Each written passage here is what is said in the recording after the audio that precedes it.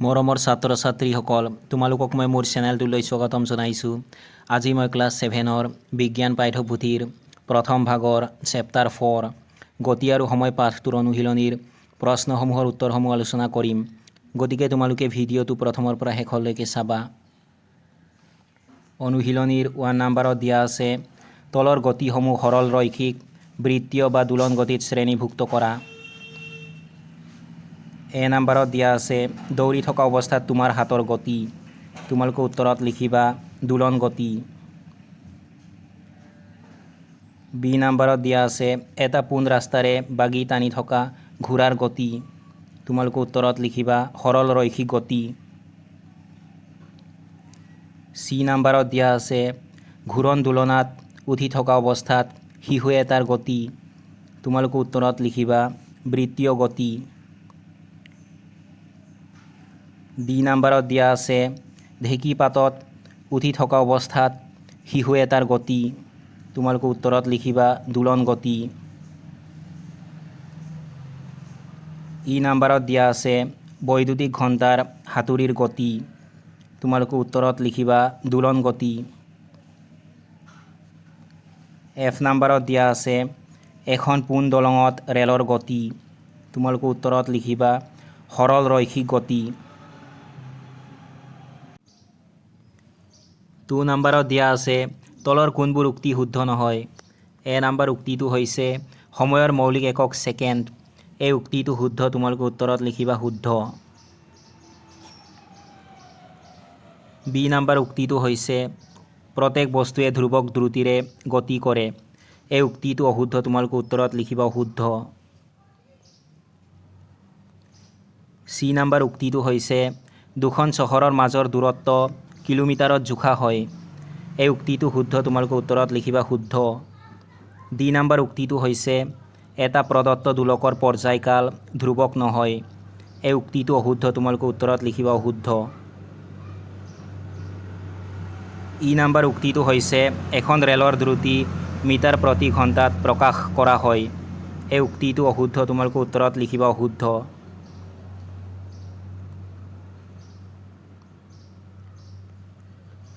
Three number প্ৰশ্নটো হৈছে, এটা সৰল দোলকে 20 বাৰ দোলিবলৈ 32 ছেকেণ্ড সময় লয়।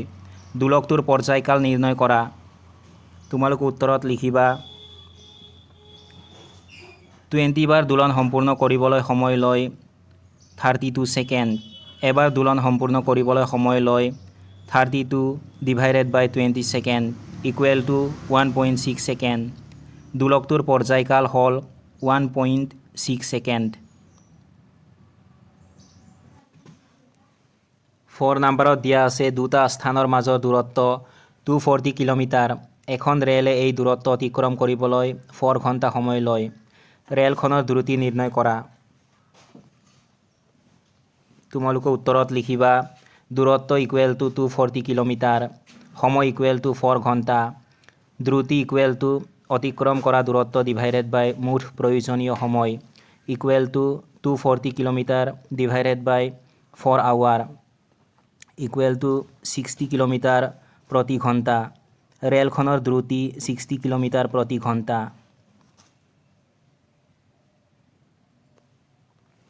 5 নম্বৰত দিয়া আছে, ঘড়ীয়ে পুৱা 8:30 বজা সময় দেখুওৱা মুহূৰ্তত এখন গাড়ীৰ দূৰত্ব মেটাই 57,321 কিলোমিটাৰ পাথ দেখুৱায়।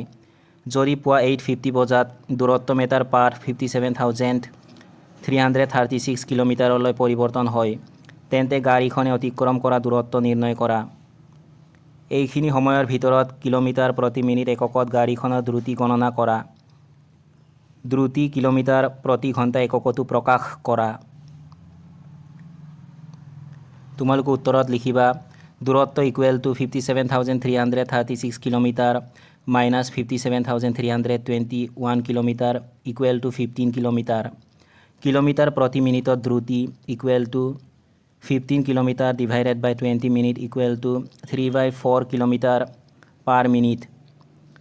কিলোমিটাৰ প্ৰতি ঘণ্টাত দ্ৰুতি equal to 15 kilometre divided by 1/3 ঘণ্টা ইকুৱেল টু 15 × 3 কিলোমিটাৰ প্ৰতি ঘণ্টা ইকুৱেল টু 45 কিলোমিটাৰ প্ৰতি ঘণ্টা।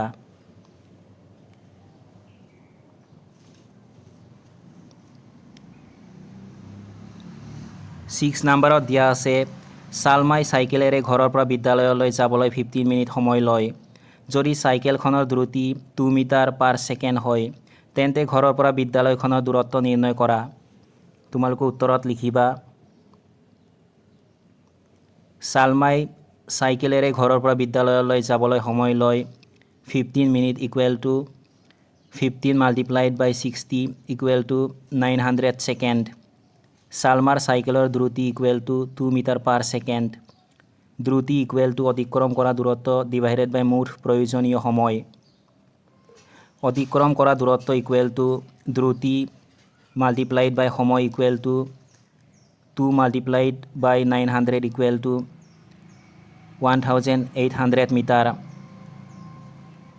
1000 meter equal to 1 kilometer implies that 1800 meter equal to 1 divided by 1000 multiplied by 1800 equal to 1.8 kilometer.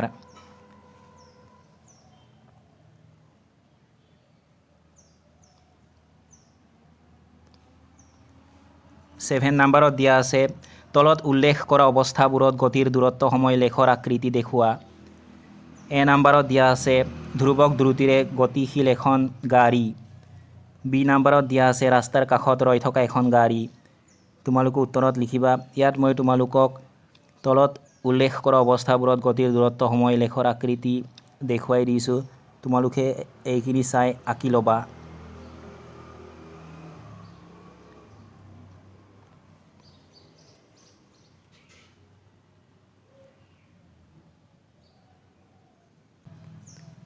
Eight নম্বৰত দিয়া আছে তলৰ সম্বন্ধবোৰৰ কোনটো শুদ্ধ। ইয়াৰ শুদ্ধ উত্তৰ হৈছে অপশ্যন নম্বৰ বি দ্ৰুতি ইকুৱেল টু দূৰত্ব ডিভাইডেড বাই সময়।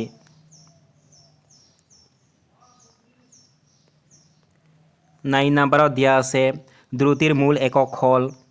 ইয়াৰ শুদ্ধ উত্তৰ হৈছে option number D metre per second. তোমালোকে উত্তৰত লিখিবা মিটাৰ পাৰ ছেকেণ্ড। 10 নম্বৰত দিয়া আছে এখন গাড়ীয়ে 15 মিনিট সময় 40 কিলোমিটাৰ প্ৰতি ঘণ্টা দ্ৰুতিৰে আৰু পিছৰ 15 মিনিট 60 কিলোমিটাৰ প্ৰতি ঘণ্টা দ্ৰুতিৰে গতি কৰে। গাড়ীখনে অতিক্ৰম কৰা মুঠ দূৰত্ব হ'ল।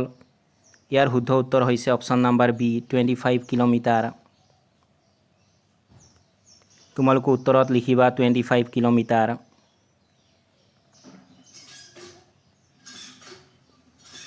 11 নম্বৰত দিয়া আছে ধৰা হওক চিত্ৰ 4.1 আৰু চিত্ৰ 4.2 দেখুওৱা ছবি দুখন 10 ছেকেণ্ড ব্যৱধানত লোৱা হৈছিল।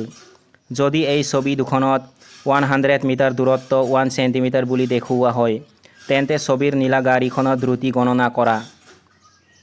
তোমালোকে উত্তৰত লিখিবা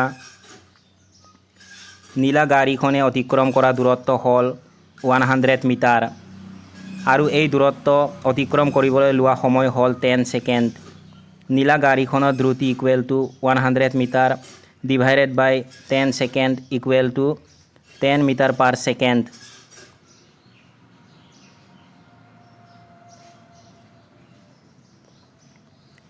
টুৱেলভ নম্বৰত দিয়া আছে চিত্ৰ 4.15ত এ আৰু বি দুখন গাড়ীৰ গতিৰ দূৰত্ব সময়ৰ লেখ দেখুওৱা হৈছে। কোনখন গাড়ী দ্ৰুততৰ।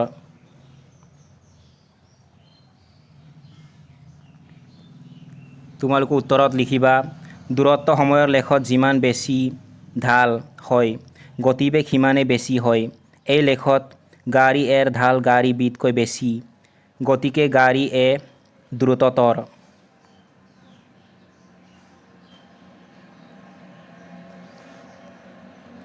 থাৰ্টি নম্বৰত দিয়া আছে তলৰ কোনডাল দূৰত্ব সময়ৰ লেখে বিষম দ্ৰুতিৰে গতিশীল লৰি এখন সূচায়।